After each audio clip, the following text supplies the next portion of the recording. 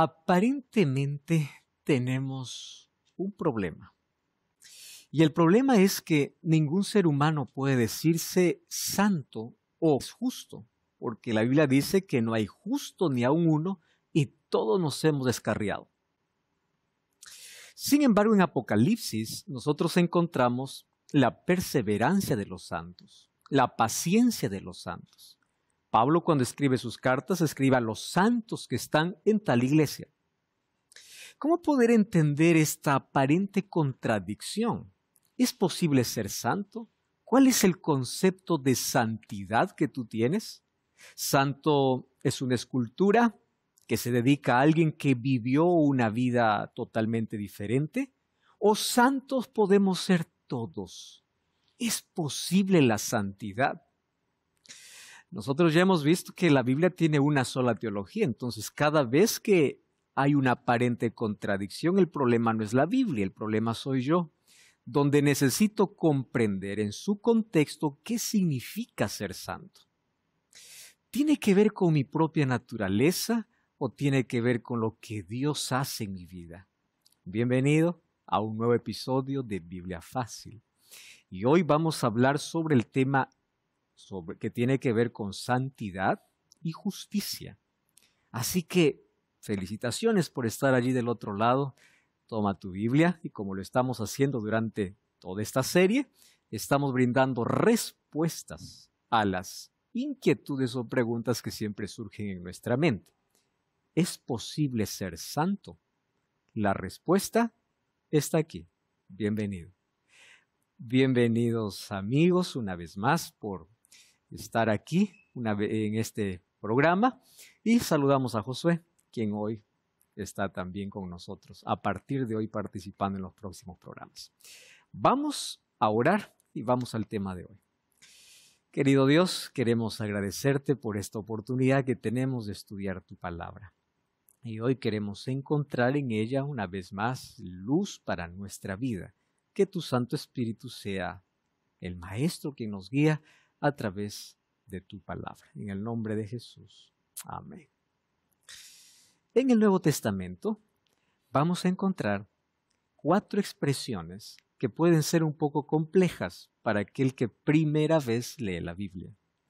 Esas 4 expresiones muestran lo que Jesús hizo en nuestro favor.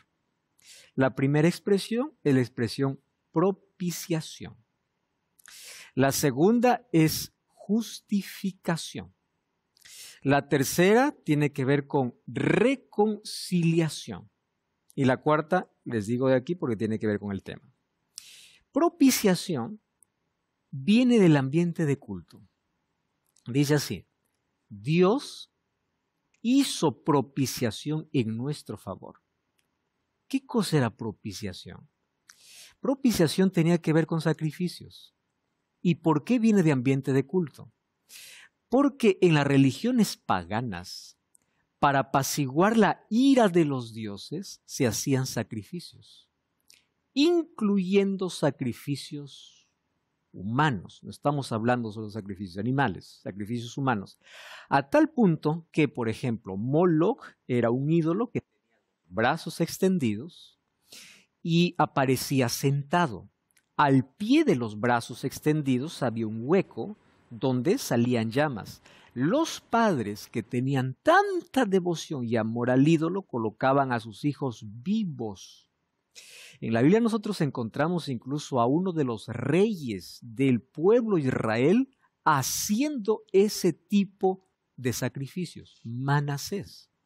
Dice que colocó a todos sus hijos, los hizo pasar por fuego. Imagínense hasta qué grado venía la devoción que se tenía para poder adorar a un Dios. Entonces yo ya les mencioné, cuando Dios dice no tendrás otros dioses delante de mí, detrás de cada no de Dios es un yo no quiero verte destruido, yo no quiero verte herido. Los 10 mandamientos no fueron dados de manera negativa, sino fue una cerca, un cerco protector para que no cruces los límites que te puedes ir. Y todos los mandamientos, como ya analizamos. Muy bien. Entonces, para apaciguar la ira de los dioses, se ofrecían sacrificios. ¿Y por qué Jesús es nuestra propiciación? Porque ahora es a la inversa.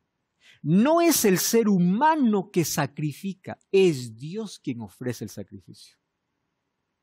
¿Entienden la diferencia entre los dioses paganos y el Dios que la Biblia muestra? En los dioses paganos es el ser humano que ofrece un sacrificio para agradar a Dios. El Dios que tenemos en la Biblia, Él ofrece el sacrificio de su propio Hijo para salvar al ser humano.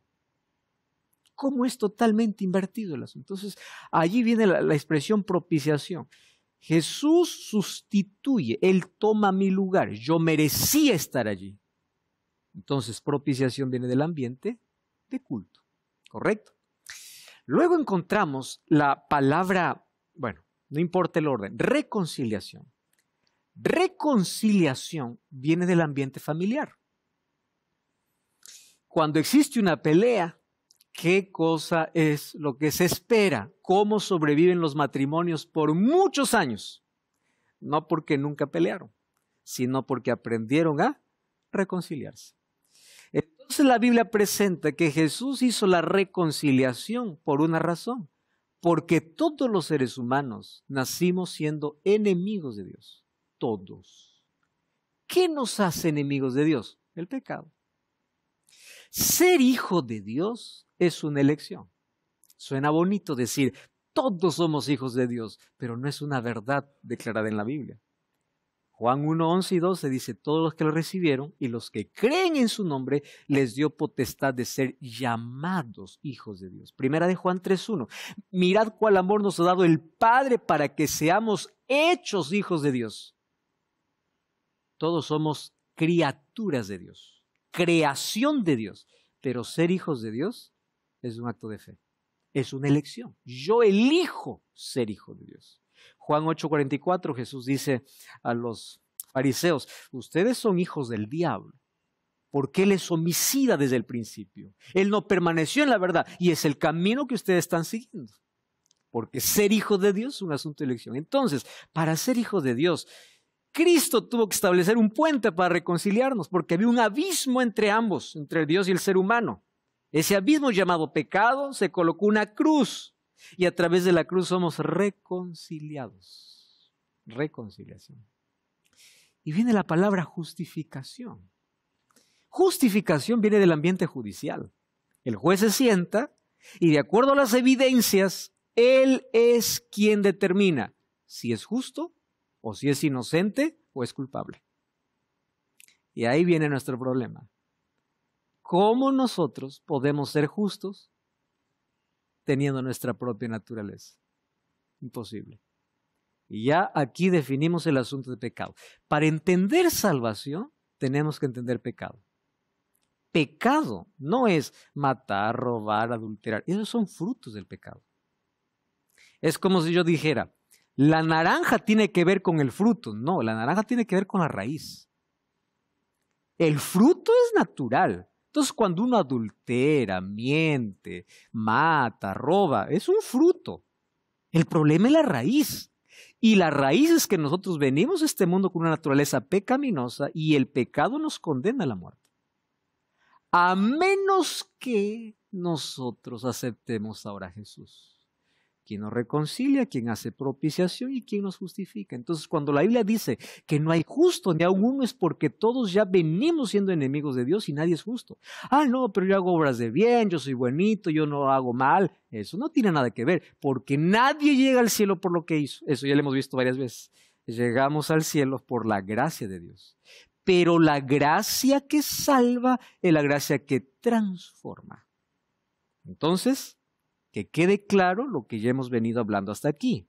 La causa de la salvación es Cristo y la consecuencia de la salvación es la obediencia, la lealtad y todo lo demás que ya hablamos.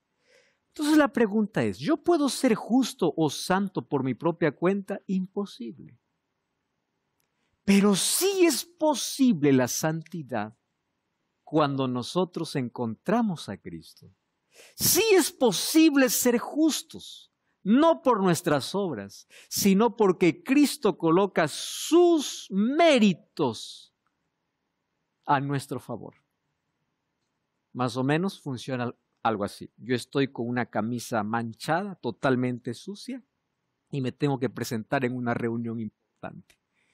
Entonces, todos están a la expectativa, pero yo estoy tan sucio y manchado que tengo vergüenza, porque cuando yo salga a hablar, todos no van a escucharme, van a mirar solo mi camisa sucia.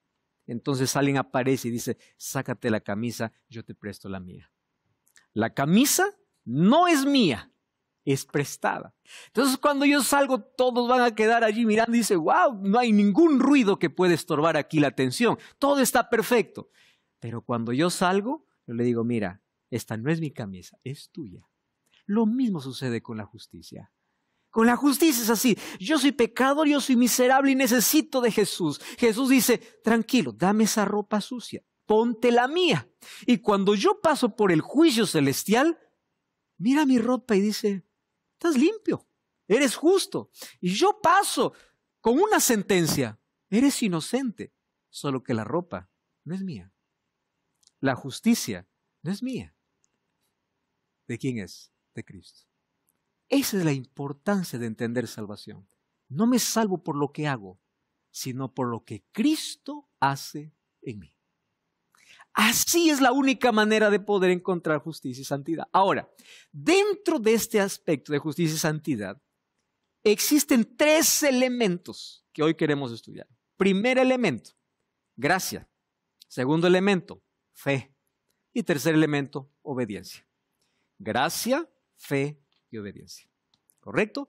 Las 3 están en armonía. La ley no está en contra de la gracia, está en armonía, y la obediencia es el fruto de la gracia y de la fe. Así de simple.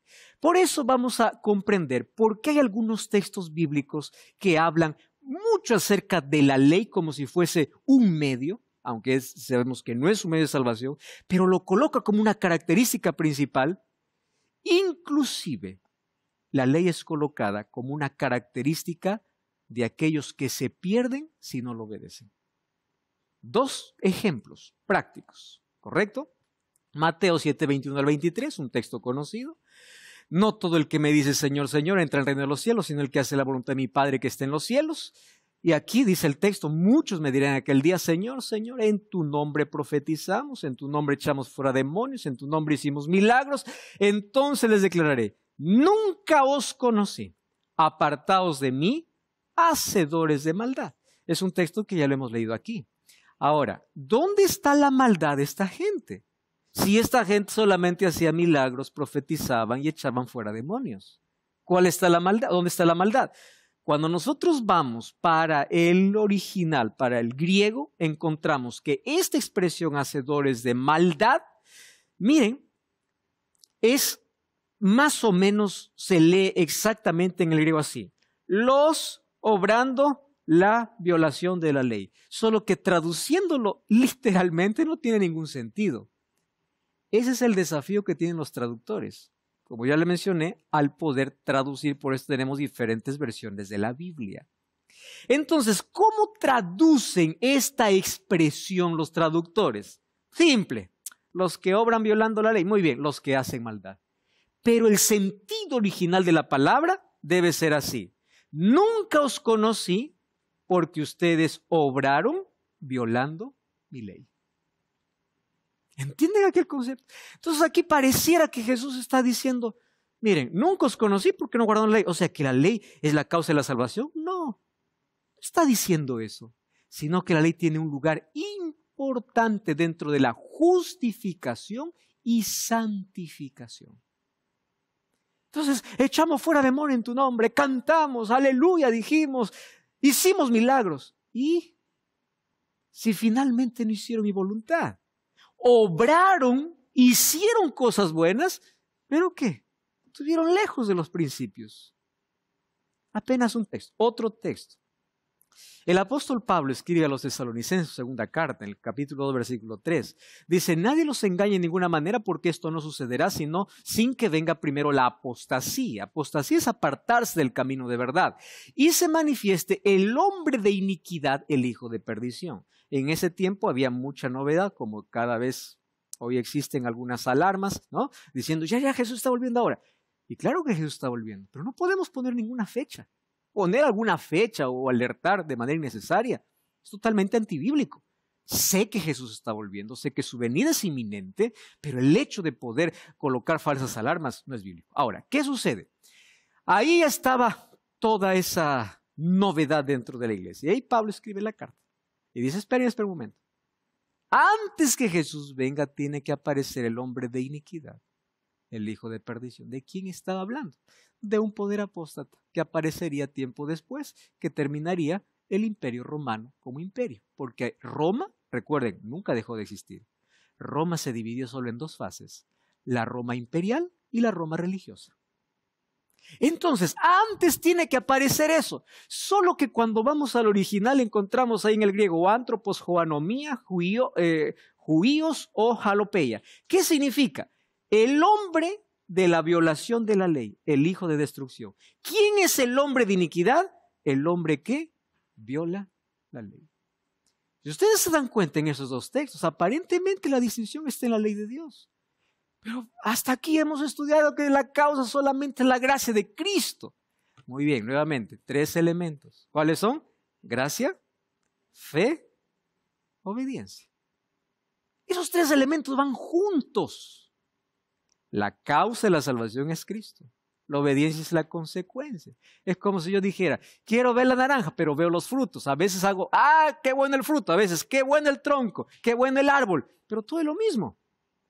La causa es Cristo, pero cuando Cristo me salva, ¿cuál es la evidencia? Obediencia, lealtad, fidelidad. Todo eso es evidencia, consecuencia. Jesús dice, separados de mí nada podéis hacer. Tú intentarás hacer tus propios frutos, obedecer a tu manera. Separado de mí, absolutamente nada. Hablando, obviamente, de asuntos de salvación. Muy bien. Resulta que en el último libro de la Biblia, Apocalipsis, encontramos 2 expresiones que nos van a ayudar incluso a profundizar mejor ahora este tema. Apocalipsis 14:12 dice así, el dragón se llenó o se enfureció contra la mujer es iglesia en términos proféticos, y se fue para hacer guerra contra los demás descendientes de ella. ¿Quiénes son? Miren las características del pueblo de Dios en el fin. Los que guardan los mandamientos de Dios y tienen el testimonio de Jesucristo. La pregunta es, ¿quiénes son aquellos que guardan los mandamientos de Dios? Y aquí viene un texto escalofriante. Apocalipsis, en sí, este es 14:12, ¿correcto? El de arriba es 12:17. Apocalipsis 14:12 dice así, aquí está la perseverancia de los santos, los que guardan los mandamientos de Dios y tienen la fe de Jesús. Yo, cuando primero leía la Biblia, me cuestionaba y decía, ¿por qué? ¿Por qué el texto no dice, aquí están los que fueron salvos por gracia? Porque si es la gracia la causa de la salvación, deberías decir así. ¿Quién es el pueblo de Dios? Los que dicen, soy salvo por gracia. Punto final. Es que todo el mundo puede decir que es salvo por gracia. Pero muéstrame cómo eres salvo por gracia. Por eso es que aquí hay una distinción. No es aquel que dice soy salvo por gracia. ¿Cuál es la evidencia que fuiste salvo por gracia? El pueblo de Dios aquí tiene una característica. Guarda sus mandamientos y tiene la fe de Jesús. Gracia viene junto con la fe y junto con la fe viene la obediencia. Pero fíjense, una palabra, santos. ¿Es posible ser santo? ¿Es posible ser santo? Una vez más, con nuestra propia naturaleza, imposible.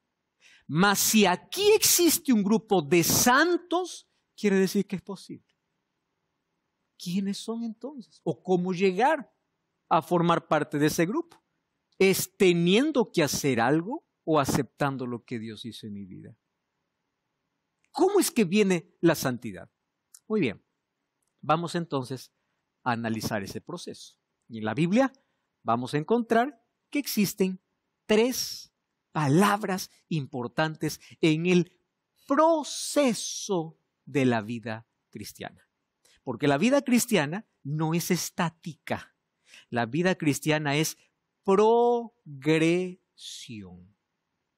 Cuando alguien dice, acepté a Jesús y listo, ahí acabó. No. La vida cristiana no es estática, es progresión. ¿Qué es progresión? un camino. Jesús dice, yo soy el camino. El camino está hecho para andar. Y si andas, vas a avanzar. ¿Qué significa avanzar en la vida cristiana? Hay 3 puntos que en el Nuevo Testamento encontramos. Que la salvación en la Biblia, en toda la Biblia, encontramos que está en 3 momentos. Tiempo pasado o presente y tiempo futuro. Pasado, justificado. Presente, santificado. Futuro, glorificado. Pero los 3 elementos van juntos, así como gracia, fe y obediencia van juntos. Los 3 es un proceso de todo creyente, justificado, santificado y glorificado. No se preocupen si hasta aquí no entienden esos términos, que ahora lo vamos a entender. Ya les dije que la palabra justificado viene del ambiente judicial. Alguien es condenado. Y la pregunta es, ¿cuántos somos condenados en el mundo? Todos, absolutamente todos. El asunto no es si voy a ser condenado, el asunto es cómo seré justificado. Ese es el asunto. Porque para condenación no hay que luchar, ya estamos condenados. Ya venimos así condenados por el pecado. ¿Cómo soy justificado? Entonces Romanos 3:20 al 24 dice así. Por las obras de la ley nadie es justificado.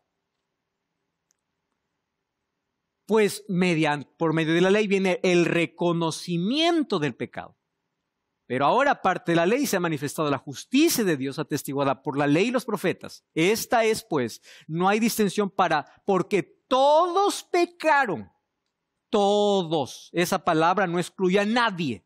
Desde aquel que parece ser más santito. No, todos, absolutamente todos.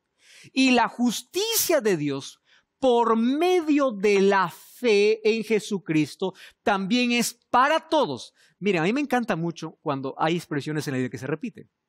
Primero, me coloca en un nivel.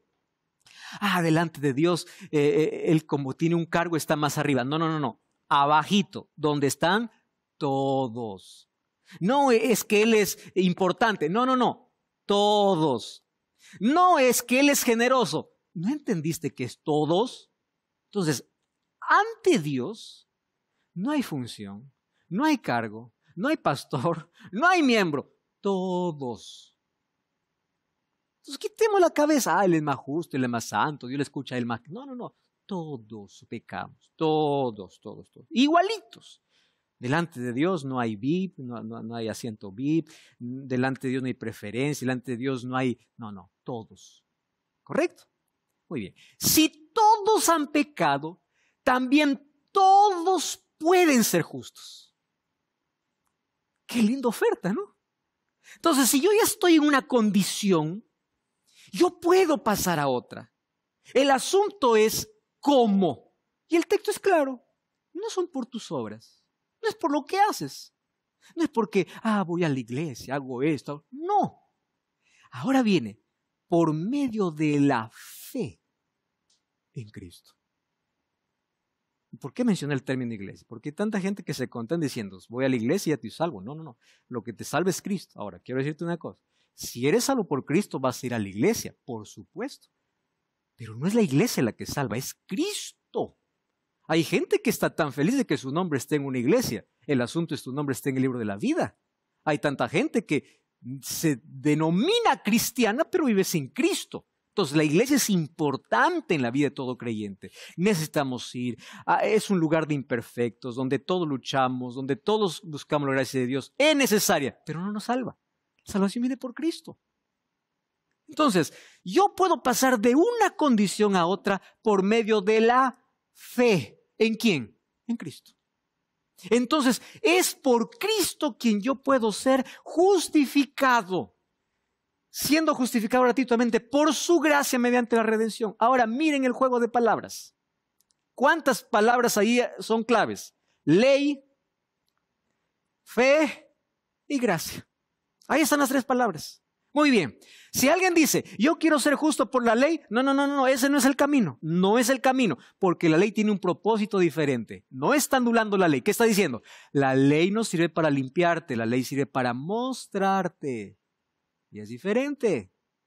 Entonces ya no hay ley. ¿Quién te dijo que no hay ley? La ley tiene su lugar. ¿Correcto? Porque esa va a ser la evidencia. Entonces, ¿cómo es que nosotros podemos entender que somos justificados y la ley tiene una función importante? Vuelvo a la ilustración del espejo. Yo no puedo tener necesidad de lavarme la cara si no me miro en el espejo. Tengo un problema. ¿Cuál es la función de la ley? Mostrarme y decirme tú eres pecador. La ley tiene la función de, al mostrar mi pecaminosidad, reconocer mi necesidad. Solo acepta a Jesús como Salvador aquel que reconoce que es pecador. Aquel que se halla bonito, que todo bien, es tranquilo, no hace nada malo, no tiene necesidad. Por eso es que hay un tremendo problema. Y les voy a decir cuál es el problema. Yo tengo más esperanza en uno que es malo, recontra malo, que en uno que se cree bueno. ¿Por qué? Porque el que es malo dice, sí, estoy mal. Y un día dice, sí, necesito de Jesús. Pero el que es bueno dice, ¿para qué? Soy buenito. Confía en sus obras. Por lo tanto, nunca será justificado. Y al no ser justificado significa no será perdonado, porque la justicia de Dios viene con el perdón de Dios.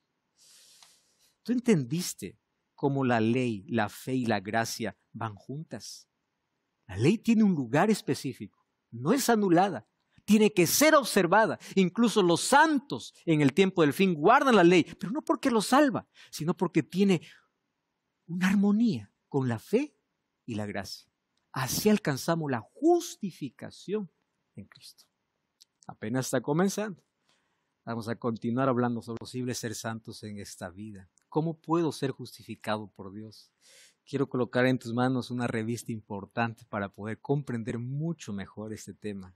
La revista Esperanza en la mira de la verdad. Puedes solicitarla ahora mismo enviando un mensaje de texto a nuestro WhatsApp. Más 55 12 98 100 14 60. Te vamos a enviar un enlace donde tú puedes allí elegir la revista y además, al pedir tus datos, no tengas miedo en colocar tus datos porque nosotros protegemos exactamente tu información. Lo hacemos para tener un registro de las personas que solicitan nuestro material. Puedes solicitarlo ahora mismo. Te recuerdo que es totalmente gratis. Así que ahora puedes solicitar la revista Esperanza en la mira de la verdad. Continuamos con nuestro estudio. Apenas estamos en el primero. Justificación. Y aquí yo les voy a hacer recordar algunos textos que ya hemos leído. La justificación viene por Dios, no por mis obras. No por hacer algo bueno, no porque soy buenito, no porque no hago nada malo. No, es por lo que Cristo hace. Incluso Pablo, al colocar la ley en su lugar, dice, la ley, cuidado, en lugar de salvarlos va a condenar. Maldito, no dice aquel que está bajo la ley. Y ya hemos visto que bajo la ley estar bajo la condenación de la ley. O aquel que usa la ley para salvarse cuando la salvación está en Cristo. Ah, pero la ley tiene su lugar. Si no me salva, ella me muestra mi pecado. Y si me muestra mi pecado, muestra mi necesidad de Cristo. Y cuando estoy en Cristo, estoy en armonía con su ley. La ley no fue anulada. Por eso es que llega a ser incluso una característica de los santos en el tiempo del fin. Muy bien, continuamos entonces. Gálatas 2:16, sabiendo que ningún hombre es justificado por las obras de la ley. Otra vez, Pablo no está hablando en contra de la ley, está colocando la ley en su propósito correcto.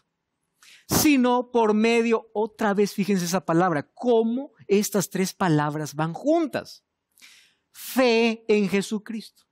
Hemos creído nosotros también en Cristo Jesús para que seamos justificados por la fe en Cristo, no por las obras de la ley, porque por las obras de la ley nadie es justificado. Este es el texto más claro. Si tú buscas salvación, o buscas justicia, buscas ser justificado delante de Dios, haciendo cosas, estás perdido. ¿Correcto? Nadie es justificado por eso. Muy bien.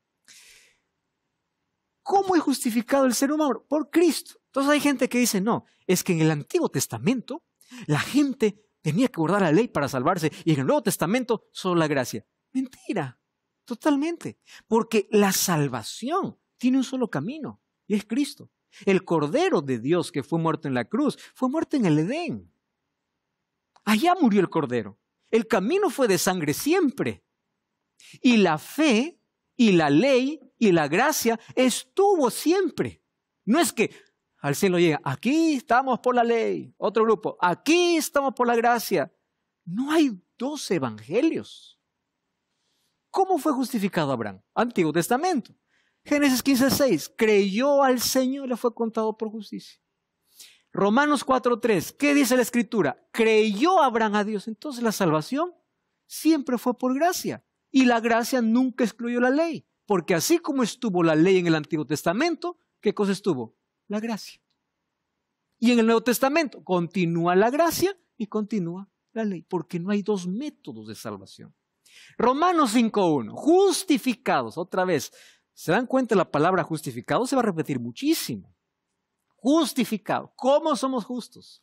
Delante de Dios. Justificados pues por la fe. Estas van de la mano. Tenemos paz para con Dios.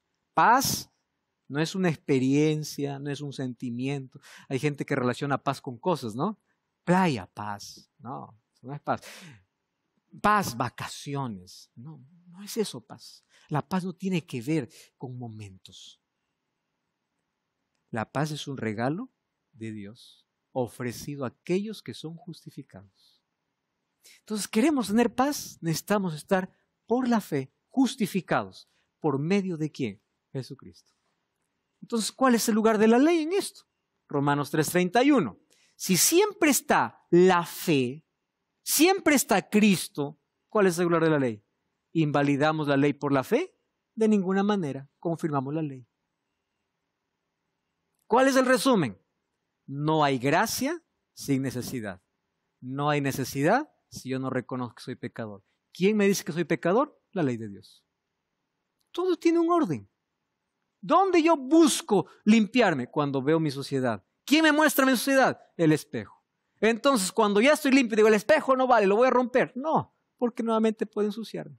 Y nuevamente tengo que ir a Cristo. Él me va a lavar. Porque la salvación no viene por aquel que me muestra, sino por aquel que me limpia. ¿Y el que me limpia quién es? Cristo. Pero quien me muestra qué cosa es, la ley. Por eso, ¿invalidamos la ley? Porque ahora tenemos fe. De ninguna manera, dice Pablo. Confirmamos la ley. Porque hasta aquí hay una armonía. Gracia, fe y obediencia.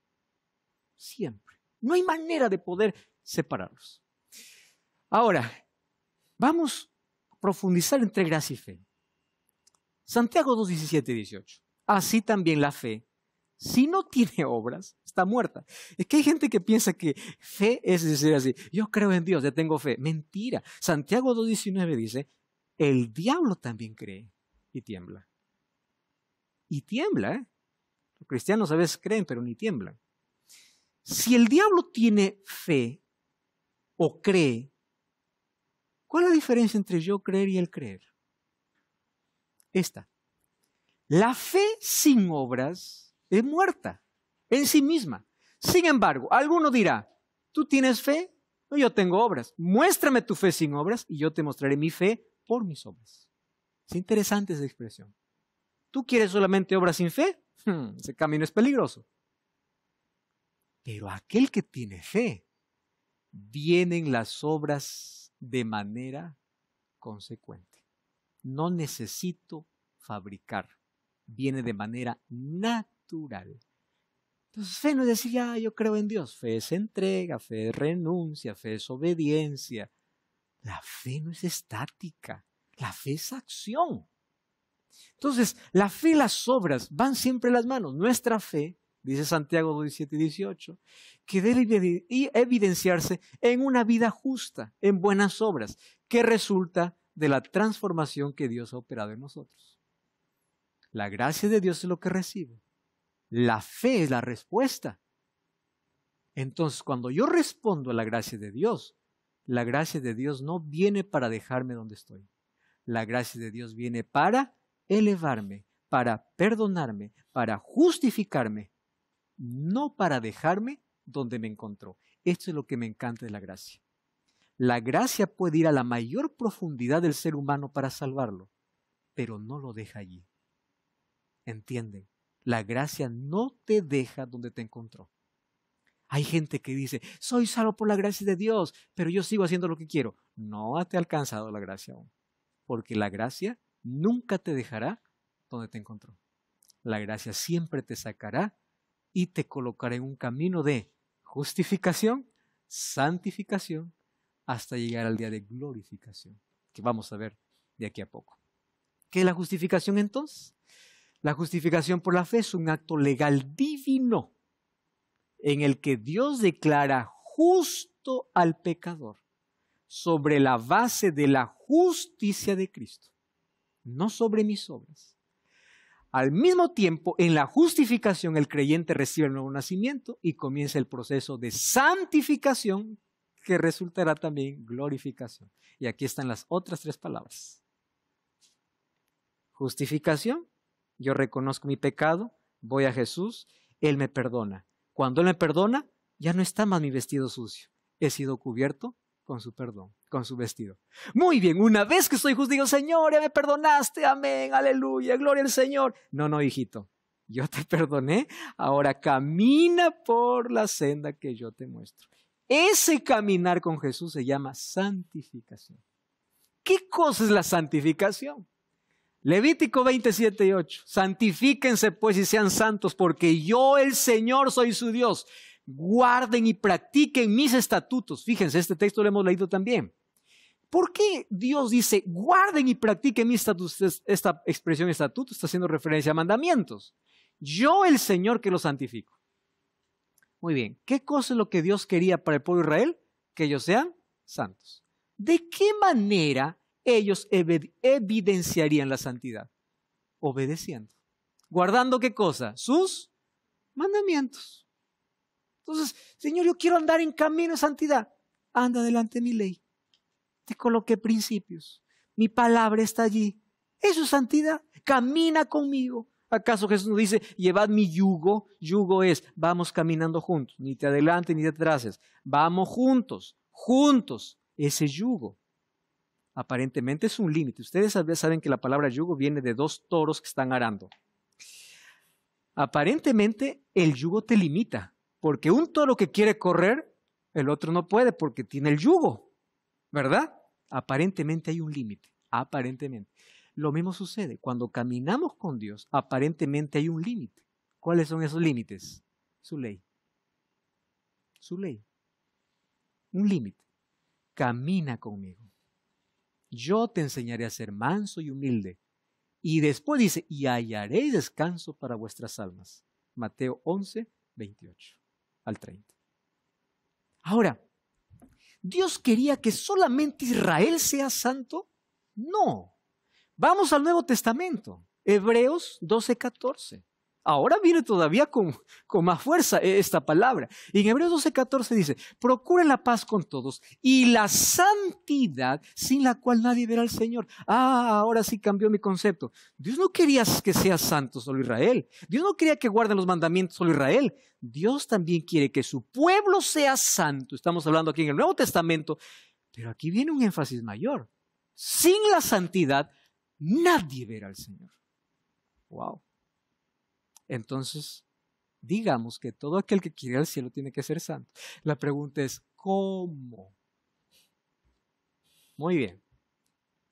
Ya entendí justificación. Dios me perdona. Él me coloca su justicia. Ya entendí. ¿Y santificación? ¿Cómo voy a ser santo? Nuestro problema está en que tenemos en la cabeza un concepto diferente a la Biblia de santo. ¿Saben cuál es el concepto que tenemos en la cabeza? Santo, nos han metido a la cabeza, que es alguien que nunca peca. Ese es el término que conocemos. Incluso cuando vemos a San Francisco, San no sé qué, Sansa, santo. ¿Por qué? Porque vivió una vida de santidad justa y sin pecado. Miren qué dice la Biblia santidad. Filipenses 1:1. Pablo y Timoteo, siervos de Jesucristo. ¿Qué dice el texto? A todos los santos en Cristo Jesús, que están en Filipos con los obispos y diáconos. Escuchen aquí. Ustedes recuerdan que en la primera lección vimos que las epístolas deben estudiarse en este contexto. Cada iglesia que Pablo mandaba carta es porque había algún problema que resolver. Cuando manda la carta a los filipenses, ellos tenían problemas. Eran pecadores, por supuesto. No es que no cometían pecado. Pero Pablo cuando escribe para los filipenses, ¿qué cosa dice? Los santos. Y tú lees los problemas que tenían los filipenses, tú dices, ¿santo por dónde? No hay manera de llamar santos a estos que son pecadores. Pero allí viene la aclaración. Los santos en Cristo. Entonces, esta expresión resolvió todo mi problema. ¿Qué es ser santo? Vivir con Cristo. Eso es santidad. ¿Qué es santidad? Vivir con Cristo. Cuando vivo con Cristo, vivo en armonía con su ley, vivo en armonía con su palabra, hago lo que Dios quiere, mis preferencias y mis gustos van cambiando. Dime con quién andas, te diré quién eres. Mientras más caminas con Jesús, tu vida va cambiando, va cambiando. Eso se llama santidad. Eso es santidad. No, yo para ir a Cristo tengo que dejar. ¿Quién dijo que tienes que dejar algo? Si tú puedes dejar con tus propias fuerzas, ¿para qué necesitas de Cristo? Tú necesitas entregarte a Cristo como estás. Y en la medida que andas con Él, tu vida va cambiando. ¿No han visto ustedes parejas que tienen 40, 50 años? Yo admiro mucho. Bodas de oro. Wow, digo, esto sí, muchas cosas tienen que contar. Hay una cosa en común en las parejas que tienen mucho tiempo juntos. Se parecen. Y ustedes han visto viejitos, incluso cuando caminan de la mano. Y no es tanto por romanticismo, es para no caerse. Se toman de la mano. Incluso cuando caminan lento, van al mismo paso, juntos. La convivencia me hace parecido. Eso es santidad. Todos los días buscar a Jesús, todos los días Biblia, todos los días oración, todos los días comunión con Dios, todos los días estoy en la presencia de Dios. De pronto, lo que no podía dejar, no me gusta más. Lo que antes me era imposible abandonar, y es fácil. ¿Por qué razón? Camino de santidad. Eso es santidad, estar en Cristo. Cristianismo no es un conjunto de creencias, una teología, una filosofía de vida o una lista. ¿Qué hacer, qué no hacer? Porque hay gente que dice, para ser cristiano hay que dejar, hacer. Eso no es cristianismo. ¿Qué cosa es cristianismo? Es más, es una forma de vida basada en Jesús. Ahora ninguna condenación hay para los que están en Cristo. Eso dice Romanos 8:1. De modo que si alguno está en Cristo, nueva criatura es. Yo puedo estar en la iglesia y no estar en Cristo. Es muy diferente. Y la salvación es para aquel que está en Cristo. Ahora, aquel que está en Cristo va a la iglesia. Hechos 2:47. Y el Señor añadía todos a la iglesia los que deben de ser salvos. Pero primero es estar en Cristo. Cuando hay gente que dice, me separé de la iglesia, le digo, ¿y de Cristo? ¿Tengo que volver a la iglesia? No, primero vuelve a Cristo. Cuando vuelvas a Cristo, ahora va a la iglesia. Porque es Cristo tu Salvador. Y para volver a Cristo, ahí donde estás, Señor, perdóname, vuelvo a ti. Ya está, ya volví a Él. No necesito burocracia, no necesito más cosas. Es una vida en Cristo. Los que creen en Cristo deben vivir una vida de arrepentimiento y confesión y reconocimiento de la salvación y la suficiencia en Cristo. Cristo es suficiente para mí. Muy bien. Según Tesalonicenses 2:13. Pero nosotros debemos dar gracias a Dios siempre por ustedes, hermanos amados, de que Dios los haya escogido desde el principio para salvación por la santificación del Espíritu Santo. En mi caminar con Cristo, ¿quién me santifica? Es la obra del Espíritu Santo. ¿Recuerdan que le dije que el Espíritu Santo trabaja en dos direcciones? De afuera para adentro para convencerme y de adentro para afuera para transformarme. Entonces, ¿quién cambia mis gustos, mis hábitos, las cosas que no puede dejar? El Espíritu Santo. Hechos 26:18. Abrir sus ojos para que se conviertan de las tinieblas a la luz, siendo santificados por la fe.